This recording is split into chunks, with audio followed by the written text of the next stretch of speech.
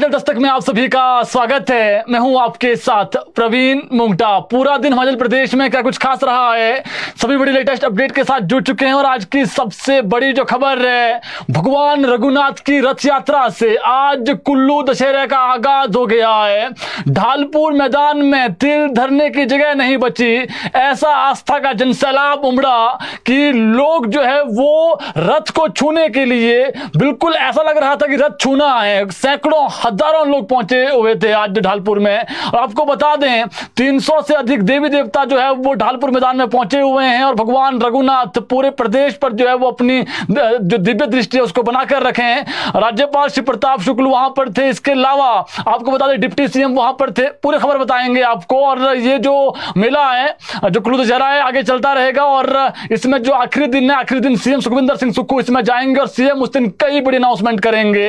वहीं सीएम सुक्खू के फैसलों से अब कहीं ना कहीं जो है वो जो कर्मचारी निराश चल रहे थे, वही कर्मचारी जो कहीं ना कहीं जिन्होंने मोर्चा खोला था, वही कर्मचारी अब मोर्चा नहीं, वही कर्मचारी अब थैंक्स करेंगे। जनरल हाउस में थैंक्स होगा। ये बड़ी खबर है, आपको बताएंगे। और भी कई खबरें, चलिए शुरुआत करते हैं बड़ी खबर के साथ। भगवान रघुनाथ की रथ यात्रा से कुल्लू दशहरा का आज आगाज हो गया है और हजारों की संख्या में लोग रथ यात्रा में शामिल हुए। राज्यपाल श्री प्रताप शुक्ल बतौर मुख्य अतिथि पहुंचे, वहीं डिप्टी सीएम भी बतौर विशिष्ट अतिथि मौजूद रहे।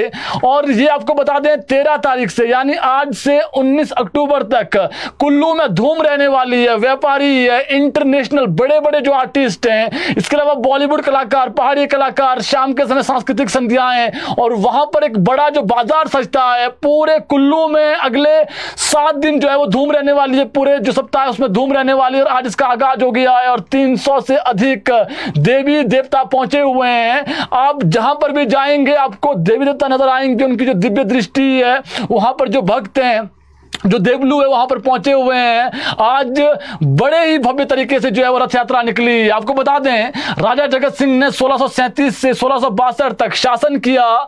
इसी राजा के समय दामोदर दास ने अयोध्या से रघुनाथ जी की मूर्ति कुल्लू लाई थी। और राजा ने 1651 में पहला दशहरा गड़सा घाटी के मकरहाड़ में मूर्ति के स्वागत में मनाया था। इसके बाद से जो क्रम है लगातार चलता रहा है। हम दुआ करेंगे भगवान रघुनाथ की कृपा पूरे प्रदेशवासियों पर बनी रहे।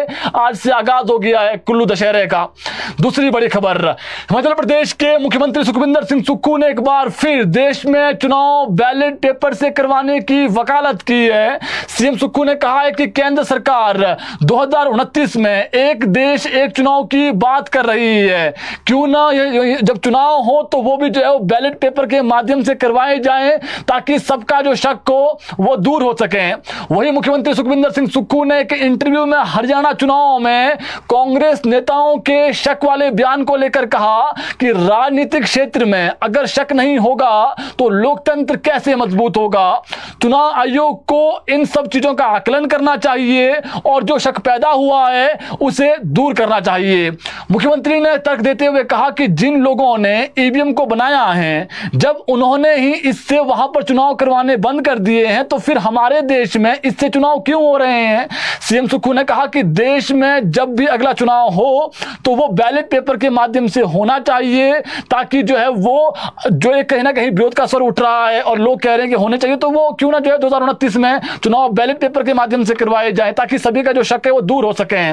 वहीं सीएम सुक्खू ने एक बड़ी बात कही है। सीएम सुक्खू ने एक इंटरव्यू में कहा कि प्रदेश सरकार के जो युवा मंत्री विक्रमादित्य सिंह है, उनको लेकर उन्होंने कहा कि विक्रमादित्य सिंह युवा है, उन्हें बोलने का पूर्ण अधिकार है और अभी वो सीख रहे हैं राजनीति में। और सीएम सुक्खू ने कहा कि मीडिया द्वारा पूछे गए एक सवाल के जवाब में विक्रमादित्य के योगी के फैन होने के दावे को खारिज कर दिया है। देखिए, जब एक मीडिया हाउस ने एक सवाल पूछा कि विक्रमादित्य सिंह जो योगी के फैन है, तो इसको जो है वो सीएम सुक्खू ने खारिज कर दिया और उन्होंने कहा है कि वह योगी के फैन नहीं है। मीडिया छोटी सी बात को इतना बड़ा बना देती है। उन्होंने उस समय वर्तमान स्थिति के हिसाब से अपना बयान दिया था और बाद में उसका पूरा स्पष्टीकरण भी दिया है। बस मीडिया वालों ने राजनीतिक बयान को कुछ अलग तरीके से दिखाया, जिसमें भाजपा ने उस बयान का फायदा उठाने का प्रयास किया है। तो सीएम सुक्खू ने अभी जो विक्रमादित्य सिंह का बड़ा बयान कहा है कि वो अभी राजनीति सीख रहे हैं, युवा है, उन्हें बोलने का अधिकार है, लेकिन उन्होंने जो पीछे बयान दिया था उसमें आज सीएम सुक्खू ने भी कह दिया है कि उनका जो बयान है उसको तोड़ मरोड़ कर मीडिया ने अलग तरीके से दिखाने का प्रयास किया और भाजपा ने उसको भुनाने का प्रयास किया है। सीएम सुक्खू ने कहा है कि संजौली में, ये बड़ी बात कही है सीएम सुक्खू ने कहा है कि संजौली में जो प्रदर्शन हुआ वो 300-400 जो लोग थे वो भाजपा के लोग थे और ये जो प्रदर्शन है ये भाजपा द्वारा प्रायोजित था। सीएम ने ये कहा है, उन्होंने कहा है कि जो अवैध मस्जिद का निर्माण हुआ है वो हमारी सरकार में नहीं हुआ है, ये पूर्व की जयराम ठाकुर की सरकार में हुआ है और अवैध निर्माण उनकी सरकार में हुआ। उस वक्त जो तत्कालीन शहरी विकास मंत्री थे उन्होंने मस्जिद निर्माण के लिए पैसा भी दिया था। हिमाचल प्रदेश की यह संस्कृति है कि मुस्लिम समुदाय ने आगे आकर जो अवैध निर्माण को गिराने की पेशकश की है ऐसा पूरे देश में कहीं भी नहीं हुआ है। वहीं मुख्यमंत्री सुखविंदर सिंह सुक्खू ने कहा है कि पूर्व जयराम सरकार ने चुनाव से पहले प्रदेश पर 85,000 करोड़ कर्ज और कर्मचारियों की 10,000 करोड़ की छठे वेतन आयोग की जो लायबिलिटी है वो प्रदेश सरकार पर छोड़ी, आरोप लगाया उन्होंने। वहीं उन्होंने कहा कि कर्ज के बाद कर्ज की अदायगी भी होगी, उसके लिए कर्ज लेना पड़ रहा है। सीएम सुक्खू ने दावा किया है कि वह व्यवस्था परिवर्तन के नारे के साथ सत्ता में आए हैं, सत्ता के सुख भोगने के लिए वो नहीं आए हैं। उन्होंने दावा किया कि प्रदेश ने आत्मनिर्भर बनाने की जो नींव है वो रख दी है और 2027 में हिमाचल प्रदेश को आत्मनिर्भर और 2032 में देश का सबसे समृद्धशाली जो राज्य है वो बनाया जाएगा। वहीं उन्होंने मंत्रियों की सैलरी रोकने को लेकर कहा कि मंत्रियों की जो सैलरी रोकने की जो बात मीडिया में गई और जो उछाली गई वो उन्होंने कहा कि वो सांकेतिक था, क्योंकि प्रदेश में जो राज करता है वो सबसे पहले जो भी चीज लागू होनी चाहिए प्रदेश के उन लोगों पर लागू होनी चाहिए। उन्होंने कहा है कि ये जो कदम है उन्होंने वित्तीय अनुशासन के लिए उठाए थे। वहीं सीएम सुक्खू ने टॉयलेट टैक्स को लेकर कहा कि बीजेपी बीच बीच में चुनाव से पहले अच्छे अच्छे शब्द ढूंढकर निकालती है जिसका सत्य घटना से कोई तात्पर्य नहीं होता है। उन्होंने कहा है कि पूर्व जयराम सरकार ने 2019 में ये टैक्स लगाया था, हमारी सरकार ने ऐसा कोई टैक्स नहीं लगाया। उन्होंने कहा कि जो 2018 में जो टैक्स लगाया था उस वक्त जयराम ठाकुर ने, बड़े बड़े होटल या उद्योग जो भी है जिनके पास पानी के कनेक्शन खुद के हैं लेकिन सीवरेज वो प्रदेश सरकार का इस्तेमाल कर रहे हैं, उनकी सरकार ने उस वक्त सीवरेज टैक्स के रूप में एक्स्ट्रा जो सीट थी उस पर टैक्स लगाया था, जबकि हमारी सरकार ने तो उसमें भी सुधार किया है। प्रदेश में स्थापित बड़े बड़े होटलों या उद्योग हैं उनको फ्री में जो सब्सिडी है वो क्यों दी उन्होंने? जो करोड़ों रुपए इनकम टैक्स देते हैं उनको क्यों जो है वो फ्री में सीवरेज टैक्स दिया जाए? ये जो है वो चीजें होनी चाहिए। उन्होंने कहा है कि पूर्व जयराम सरकार ने सब्सिडी भी दी बड़े लोगों को जो पैसे दे सकते थे और इसके अलावा जो है वो 5,000 करोड़ की जो है वो फ्री की जो सब्सिडी है वो बांटी गई, लेकिन फिर भी जनता ने उनको नकार दिया। हमारी सरकार सही दिशा में कार्य कर रही है जिसके दूरगामी जो परिणाम है वो होंगे। तो ये सीएम सुक्खू ने जो बड़ी बातें कही है आपको हमने वही बताई है। वही जयराम ठाकुर ने भी आज जो है वो पलटवार किया है प्रदेश सरकार पर। उन्होंने कहा प्रधानमंत्री नरेंद्र मोदी ने स्टेट टैक्स शेयर का जो एडवांस दिया है उससे जो है वो सुक्खू सरकार की मदद हुई है। कम से कम प्रधानमंत्री नरेंद्र मोदी समेत केंद्र सरकार का जो मुख्यमंत्री सुक्खू है उनको आभार जताना चाहिए। आपको बता दें नेता प्रतिपक्ष जयराम ठाकुर ने मंडी दौरे के दौरान आज मीडिया में ये बात कही है। उन्होंने कहा कि प्रधानमंत्री नरेंद्र मोदी के मार्गदर्शन से केंद्र सरकार हिमाचल की हर प्रकार से मदद कर रही है। इसके बाद भी सरकार के मुख्यमंत्री और सभी छोटे बड़े नेता मुक्त कंठ से केंद्र सरकार और जो केंद्रीय नेतृत्व है उसको कोसने से बाज नहीं आ रहे हैं।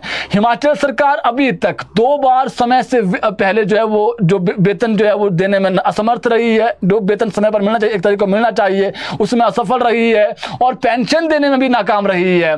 तीसरी बार भी ऐसी ही स्थिति जो है वो आती है, लेकिन केंद्र सरकार द्वारा स्टेट टैक्स शेयर के 1479 करोड़ रुपए का एडवांस भुगतान हिमाचल प्रदेश के लिए किया गया है, जिसके चलते मुख्यमंत्री आज यह कहने की स्थिति में है कि वह दिवाली के लिए जो है वो कर्मचारियों को वेतन पहले दे रहे हैं। सब कुछ जो है वो केंद्र सरकार की वजह से हो पाया है और केंद्र सरकार के इतने बड़े सहयोग के बाद बाद भी मुख्यमंत्री सुक्खू और उनके मंत्रियों ने केंद्र सरकार के बारे में एक भी अच्छा शब्द नहीं कहा। इसलिए मुख्यमंत्री को शिष्टाचार दिखाते हुए प्रधानमंत्री नरेंद्र मोदी, गृह मंत्री अमित शाह, वित्त मंत्री निर्मला सीतारमण, स्वास्थ्य मंत्री जेपी नड्डा का जो है वो कम से कम आभार तो जताना चाहिए। वहीं केंद्र सरकार पर बार बार सहयोग न करने का जो आरोप वो लगा रहे हैं, इसके लिए सीएम सुक्खू को माफी मांगनी चाहिए। नेता प्रतिपक्ष जयराम ठाकुर आज अपने गृह विधानसभा क्षेत्र के दौरे पर हैं। इस दौरान उन्होंने मीडिया से, जो हमने आपको बताया, मीडिया में उन्होंने बात कही है। और आपको बता दें, अपने गृह क्षेत्र में वो थाच, केलो, नाल, जंजैली, इसके अलावा जो वहां पर डीम, लंबा थाच, थुनाग आदि कई पंचायतों का उन्होंने दौरा किया है, जनता की समस्याओं को सुना है। आपको बता दें, उन्होंने आज एक और बड़ी बात कही। जयराम ठाकुर ने कांग्रेस को झूठी गारंटियों को लेकर भी जो है वो आज घेरा है। उन्होंने कहा कि हरियाणा वालों ने झूठी गारंटियों का लेकर जो चुनाव में ठोकर जवाब दिया है। तो ये आज जयराम ठाकुर मंडी दौरे पर हैं, अपने गृह क्षेत्र के दौरे पर थे। उन्होंने मीडिया में कहा है कि जो झूठी गारंटियां दी गई है उसका हरियाणा में ठोकर जो जवाब कांग्रेस को मिला है। आज की सबसे बड़ी जो खबर है, सचिवालय के जो कर्मचारी है जिनको लेकर के पूरे प्रदेश में सीएम सुक्खू ने ऐसे फैसले किए जिससे जो है बाजी पलट गई है। कैसे बाजी पलटी है बताते हैं आपको। सचिवालय के जो कर्मचारी है 4% डीए की घोषणा के बाद उत्साहित है, वो उत्साह में आ गए हैं। आपको अगर 4-5 दिन पहले ये खबर बताए हैं हम, जब तक सीएम ने प्रेस वार्ता नहीं की थी तब तक जो है वो मोर्चा खोला हुआ था। यानी एक समय ऐसा था जब मोर्चा खुला हुआ था सरकार के खिलाफ, वहीं अब कर्मचारी जो है वो थैंक्स करेंगे। कल ठीक 11 बजे राज्य सचिवालय में सचिवालय के जो 5 कर्मचारी संगठन हैं उन्होंने बैठक बुलाई है और सचिवालय सेवाएं कर्मचारी महासंघ ने ऐलान कर दिया है कि 15 अक्टूबर को अब प्रदेश सरकार का विरोध करने की बजाय सीएम सुक्खू का जो है वो थैंक्स करेंगे। यानी जो उस दिन आगे का मोर्चा बनना था, आगे का जो एक कह सकते ऐलान होना था कि अब कैसे जो है वो अपने हकों को लिया जाए, अब वहां पर उस दिन जो है वो जनरल हाउस में थैंक्स होगा। सचिवालय सेवाएं कर्मचारी महासंघ के अध्यक्ष अनिल शर्मा से आज हमने बातचीत की है। उन्होंने कहा है कि जो लड़ाई हम बीते कुछ वक्त से लड़ रहे थे वो लड़ाई हमारी निजी लड़ाई नहीं थी, वो कर्मचारियों के हकों की लड़ाई थी और जो भी उन्होंने लड़ाई लड़ी है वो सामूहिक लड़ाई थी कर्मचारियों की। ऐसे में अब जब मुख्यमंत्री सुखविंदर सिंह सुक्खू ने डीए की 4% एक किस्त जारी करने की घोषणा कर दी है तो इससे कर्मचारी खुश हैं। वहीं अब 15 अक्टूबर को होने वाले जनरल हाउस में सीएम सुक्खू का प्रदेश के लाखों कर्मचारियों और पेंशनरों की तरफ से हम थैंक्स करेंगे। वहीं उन्होंने कहा कि अब सिर्फ जो कर्मचारियों पर प्रिविलेज मोशन लाने और जो मेमो जारी किया गया है सरकार उसको तुरंत वापसी ले लें। इससे मौजूदा सरकार जो ये कह रही है कि हमारी सरकार कर्मचारी हितैषी है, ये जो है वो साबित हो जाएगा, तस्वीर साफ हो जाएगी और जनता को भी पता लग जाएगा। वहीं उन्होंने कहा कि अब एरियर की जो एक किस्त की हमारी डिमांड, देखिए इनकी जो महत्वपूर्ण डिमांड थी इनकी थी कि दो किस्तें हमारे को डीए की चाहिए और 50,000 रुपए हमें एरियर चाहिए। तो लेकिन इस पर भी आज जो है वो कहीं ना कहीं सरकार को इन्होंने एक अच्छी चीज कही है, एक कह सकते हैं आप ग्रीन झंडी दिखाई है। उन्होंने कहा है कि अब एरियर की कम से कम जो 50,000 की एक किस्त जारी करने की जो हमने मांग की थी दिवाली पर, उसके लिए हम इंतजार थोड़ा और कर सकते हैं। यानी उन्होंने अपना कह सकते हैं कर्मचारियों ने ये मान लिया है कि अब जो एरियर हैं उसके लिए हम थोड़ा इंतजार करेंगे, डीए की किस्त आपने दे दी है, सिर्फ और सिर्फ जो प्रिविलेज मोशन है और जो मेमो है उसको वापसी ले लें। तो 15 तारीख को जो जनरल हाउस है वो शिमला में होना है, लेकिन उस दिन थैंक्स भी होगा और जो प्रिविलेज मोशन है उसको वापसी लेने की जो बात है वो कर्मचारियों की तरफ से की जाएगी। इसके अलावा हिमाचल प्रदेश राज्य बिजली बोर्ड पेंशनर्स फोरम ने बिजली बोर्ड प्रबंधन से सरकारी पेंशनरों के समान ही डीए व एरियर की मांग की है।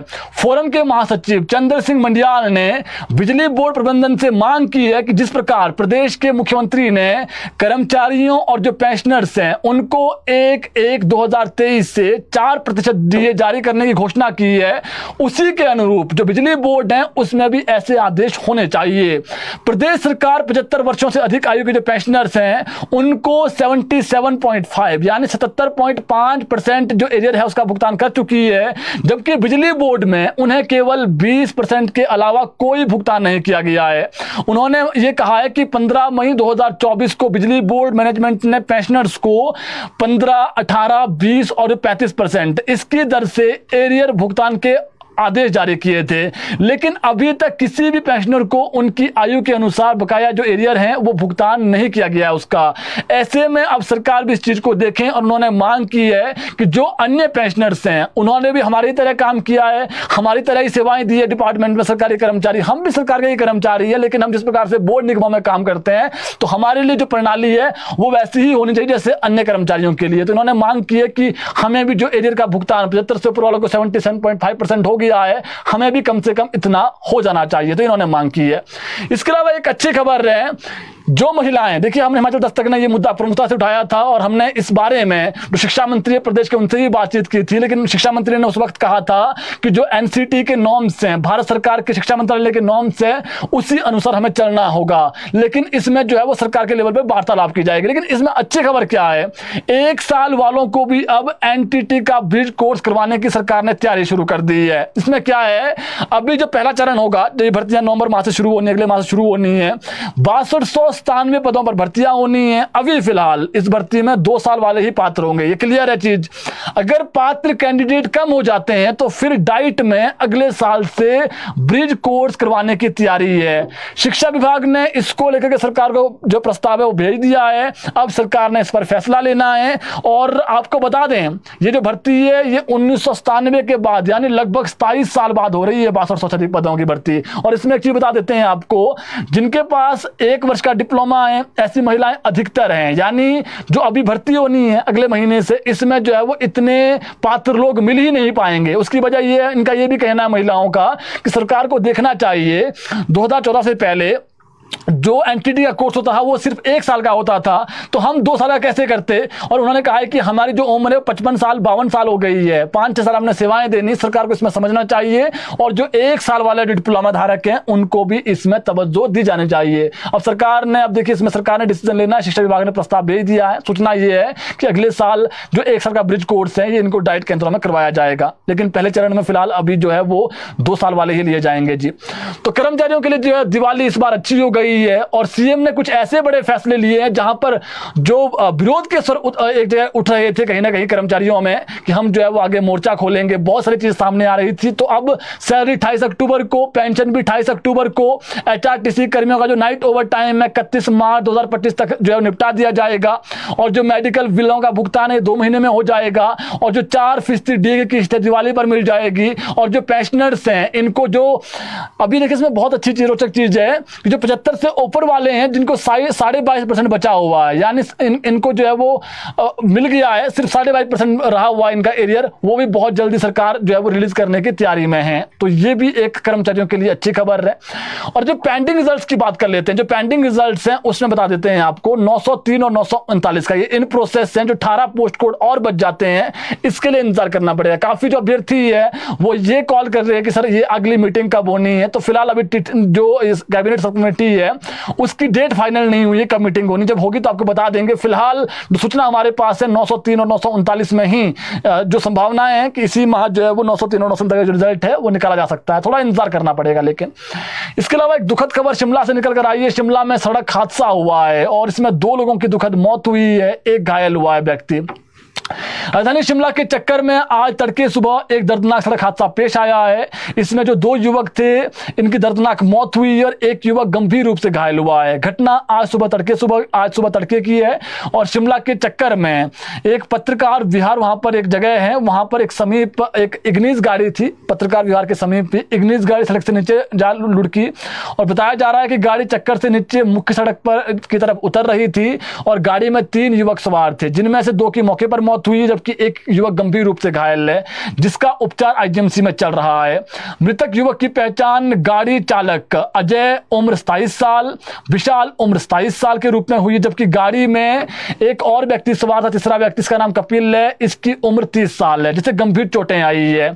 जानकारी के अनुसार तीनों ये जो युवक ये उत्तर प्रदेश के रहने वाले थे और काफी लंबे समय से यहाँ पर शिमला में रह रहे थे। तो बहुत दुखद खबर है। इसके अलावा एक दुखद खबर और ऊना से सामने आई है। ऊना हमीरपुर नेशनल हाईवे पर आज सुबह सुबह एक ट्रक और एक मोटरसाइकिल में जबरदस्त भिड़ंत हो गई। और इसमें देखिए, हम आपको बार बार कह रहे हैं कि जब आप मोटरसाइकिल पर हो तो ध्यान से चलाएं। इसमें 2 युवक सवार थे, दोनों की दुखद मौत हुई है। ऊना हमीरपुर नेशनल हाईवे पर उपमंडल बंगाणा क्षेत्र से 2 किलोमीटर दूर बंगाणा लठियाना के मध्य कटोला सत्संग घर के नजदीक यह हादसा हुआ। इसमें ट्रक और जो मोटरसाइकिल है वो टकरा गए और हादसे में जो 2 युवक थे इनकी मौत हो गई है। और इसमें जिनकी मौत हुई है, इसमें एक युवक का नाम दानिश राणा है और दूसरे युवक का नाम सागर है। दोनों की मौत हुई है और पुलिस ने ट्रक चालक संजीव कुमार के खिलाफ मामला दर्ज कर दिया है और आगामी जांच जो है वो की जा रही है। अब बात कर लेते हैं मौसम को लेकर के। तो प्रदेश में जो मौसम है ये अगले 4-5 दिन साफ है, यानी मौसम साफ रहने वाला है। तो जो मौसम का पूर्वानुमान आता है मौसम विज्ञान केंद्र द्वारा, यानी मौसम हिमाचल प्रदेश में अगले 4-5 दिन बिल्कुल साफ है। केवल अधिक ऊंचाई वाले क्षेत्र में हल्की सी बारिश हो सकती है, बाकी मौसम अगले 4-5 दिन साफ है। तो जो आपके सवाल हैं पेंडिंग रिजल्ट्स को लेकर के, उसमें हमने बता दिया है आपको साफ। जो 18 पोस्ट कोड हैं इनको लंबा इंतजार करना पड़ सकता है, 1-2 महीने का। अभी इनका रिजल्ट नहीं आने वाला है। अभी जो है वो इसमें कैबिनेट सब कमेटी की बैठक होनी है। जिनको हरी झंडी मिल गई है वो तो अलग चीज है, लेकिन कुछ जो अभी फंसे, जिनको पेंडिंग, जिनको हरी झंडी मिल भी गई है उनको भी रुकना पड़ेगा, क्योंकि ये रिजल्ट भी अभी आने में इंतजार लगेगा। इसमें अभी 903 और 939 का रिजल्ट आएगा जी। बाकी जो हमने खबरें आपको बता दी है, और इसमें एक बहुत सारे मुद्दे, आउटसोर्स का मुद्दा है, ये इन प्रोसेस है। सीएम सुखविंदर सिंह सुक्खू ने कहा है कि आउटसोर्स पर भी हम बहुत जल्दी फैसला लेंगे। फिलहाल जो गारंटियां थी हमने 5-6 गारंटियां पूरी कर दी है और गारंटी पूरा किया जाएगा। सीएम सुक्खू ने दावा किया है गारंटियों को लेकर के। बाकी जो महत्वपूर्ण सूचनाएं थी हमने आप तक पहुंचा दी है। कुल्लू दशहरा का आगाज हो गया है और भगवान रघुनाथ की जो कृपा है वो सभी पर बनी रहे। फिलहाल अभी के लिए इतना ही। कल जुड़ेंगे आपके साथ ठीक 6 बजे, नई खबरें लेकर के आएंगे, नई अपडेट आपको देंगे। बुलेटिन को शेयर जरूर करें ताकि और लोगों तक भी जो अपडेट है वो पहुंच सकें। धन्यवाद।